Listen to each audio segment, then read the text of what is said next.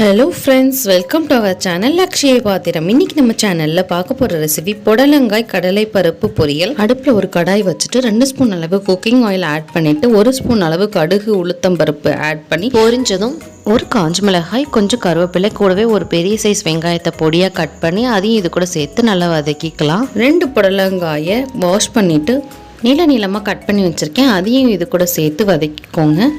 இப்போ இது கூட 1 கப் அளவு ஊற வச்ச கடலை பருப்பு ஆட் பண்ணிக்கலாம். நான் 1 ஹவர் முன்னாடியே கடலை பருப்பு வாஷ் பண்ணிவிட்டு ஊற வச்சுருக்கேன். நீங்கள் ஊற வைக்க மறந்துட்டிங்கன்னா 10 to 15 மினிட்ஸ் வேக வச்சு இது கூட ஆட் பண்ணிக்கோங்க. டேஸ்ட் ரொம்ப நல்லாயிருக்கும். கடலை பருப்புக்கு பதில் பாசிப்பருப்பு கூட ஆட் பண்ணிப்பாங்க. கடலை பருப்பு போட்டு செஞ்சு பாருங்கள், டேஸ்ட்டு ரொம்ப நல்லாயிருக்கும். புடலங்காய் பொரியல் வேணான்னு சொல்கிறவங்க கூட விரும்பி சாப்பிடுவாங்க. பருப்பு ஊற வச்ச தண்ணி கூடவே 1 கப் அளவு தண்ணி சேர்த்துருக்கேன். எக்ஸ்ட்ரா தண்ணி எதுவும் ஆட் பண்ணிட வேண்டாம். தேவையான அளவு உப்பு போட்டு மூடி வச்சு ஒரு 10 மினிட்ஸ் வேக வச்சுருங்க. ஊற வச்ச பருப்பு அப்படிங்கிறதுனால புடலங்காய் வேகிறதுக்குள்ளவே பருப்பும் நல்லா வெந்து வந்துடும். பருப்பு காயெலாம் நல்லா வெந்து வந்ததுக்கப்புறம் துருவி வச்சுக்கிற தேங்காய் பூ 1 கைப்பிடி அளவு சேர்த்து அதையும் கூடயும் நல்லா பெரட்டி விட்டுடுங்க. அவ்வளோதாங்க, சூப்பர் அண்டு சிம்பிளான புடலங்காய் பொரியல் ரெடி.